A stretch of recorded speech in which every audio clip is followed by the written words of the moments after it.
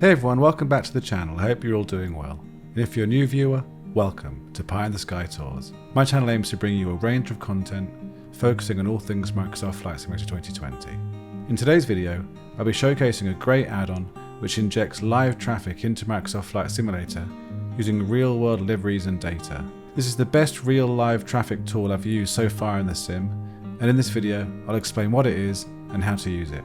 You'll need to use 3 different programs in combination with each other to get it running, but once it's been set up, you can enjoy accurate real live traffic in Microsoft Flight Simulator.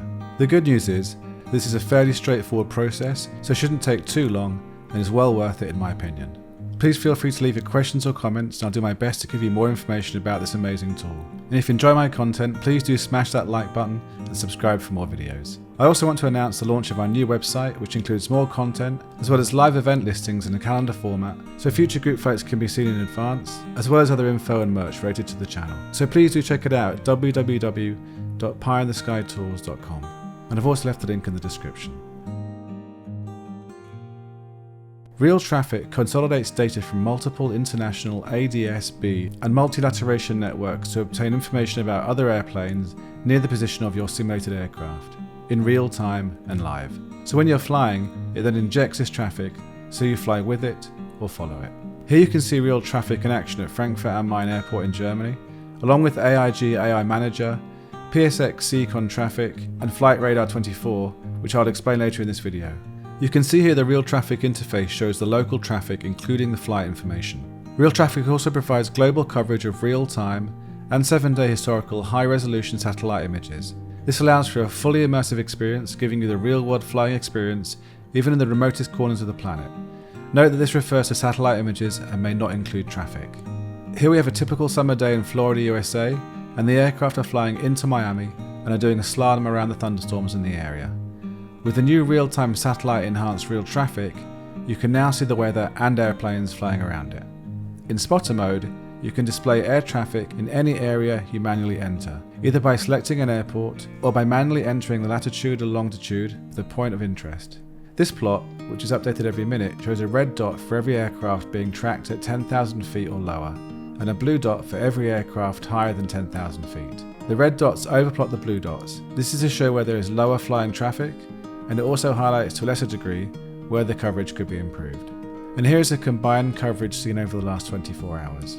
Here we have true colour imagery for the daytime, and the infrared composite displays the nighttime. The satellite imagery is a separate subscription, and to keep the basic real traffic pricing as low as possible, you only pay for what you want. This gives those of you who are excited as I am about this new level of reality and immersion the option to experience the ultimate real-world flying experience while not excluding anyone who chooses to use the basic traffic functionality. You can see the package prices here.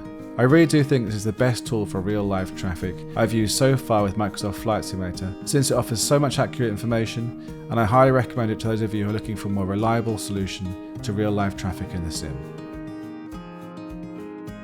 In order to use real traffic, you need to install some software to make it run accurately and display the correct liveries. These are PSX Seacon traffic and AIG AI Manager. I'll go through each app and explain how they work and how to use them to get real-life traffic injected into Microsoft Flight Simulator. I also recommend using Flight Radar 24 as an option to see the traffic from an app a lot of us use in the real world too. The AI Manager developed by the AIG software team is a powerful tool to manage your AI traffic.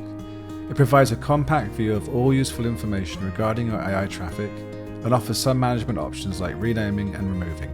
AIG AI Manager supports 2 kinds of installation methods for local saved flight plans and one for online flight plans. Local flight plans can be installed from a zip archive or as a text file set. Online flight plans can only be installed as zip archives, which are downloaded from the internet. For best results, we will need to use the AIG AI Manager software to download and install liveries or flight plans into the sim. To do this, you need to run the installer and set it up. For an in-depth look at this, check out my video here. Although it's used in combination with other software, it goes through various options you can use and it explains exactly how to add the liveries to the simulator. Once you've downloaded and installed these, you're ready to move on to the next piece of software. The next program you'll need to install is called PSX Seacon Traffic, and this injects live traffic within range of your aircraft into the simulator. The traffic information is provided by a data provider and the preferred and exclusive data provider for PSXT at the moment is Real Traffic. This works at both default and third-party airports. The Real Traffic stream gives position updates of all aircrafts around you every 9 seconds. In order to be able to vectorize the traffic, PSXT buffers the input for 30 seconds. The traffic you see is therefore 30 seconds plus transmission lag, which is approximately 45 seconds behind real time. If you would consult apps such as Flight Radar 24 or listen to a real ATC channel, this has to be taken into account. The live aircraft injected into your simulator are representations of real aircraft that are there at that time in reality. PSX Seacon traffic calculates a position for each live, heavy and middle aircraft, GA aircraft and helicopter 30 times per second by calculating latitude, longitude, height, bank and pitch. At each new frame, PSXT pushes the latest calculated position in your simulator. PSX Seacon traffic knows the exact parking positions at each airport in your flight simulator. Departing live traffic at gates will be placed at exact position with the right heading.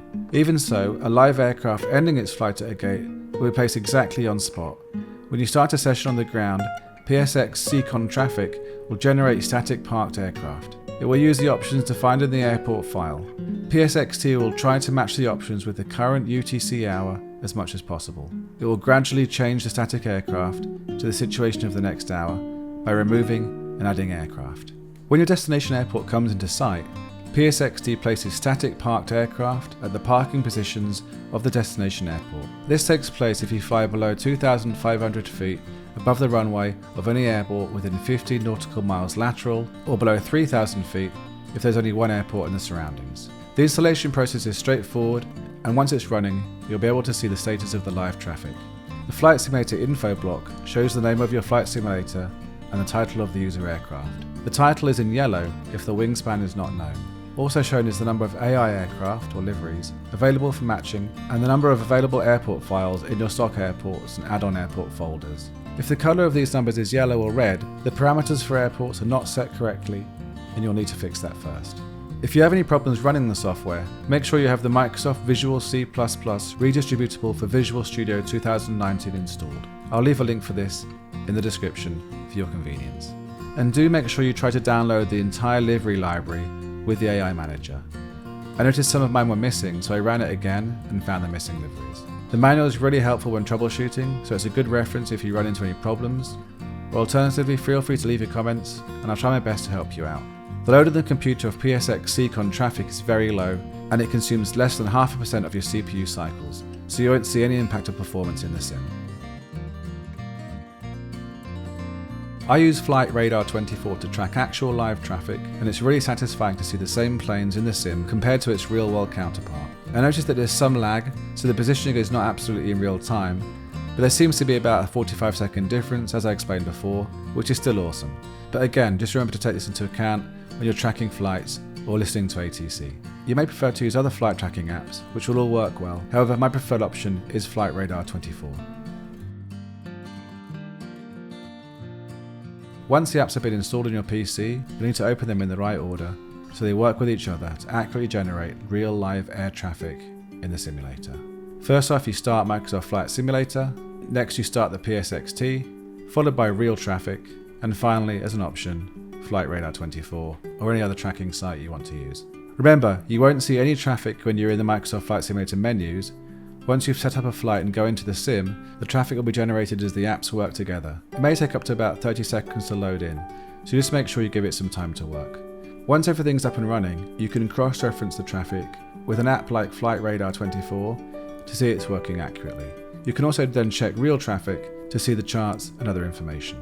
The last important thing to note is that you must set multiplayer to off and air traffic to off in the flight conditions when setting up a flight. You can still set live traffic to be enabled within the sim, and this will get ATC talking to traffic coming from Microsoft Flight Simulator, but not from real traffic. And if you turn AI live traffic on in the sim, the ATC will only speak to you and the in-sim traffic, but not the real traffic. Since live traffic within the sim is not as busy as real traffic, you won't experience many plane duplicates, but this can sometimes happen if live or AI traffic is enabled. In my opinion, this combination of programs gives the best experience if you're looking for real live traffic in Microsoft Flight Simulator. If you want to try the real traffic software, You can download a 1-month subscription to see if you like it, and then decide if you want to purchase the other packages for either 6 or 12 months.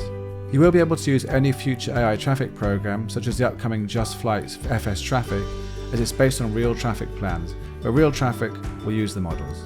And please do let me know if you have any questions or comments about the product, and I'll do my best to help. And please do like and subscribe if you enjoyed my content, and I look forward to making the next video soon. And in the meantime, as always, take care and stay safe.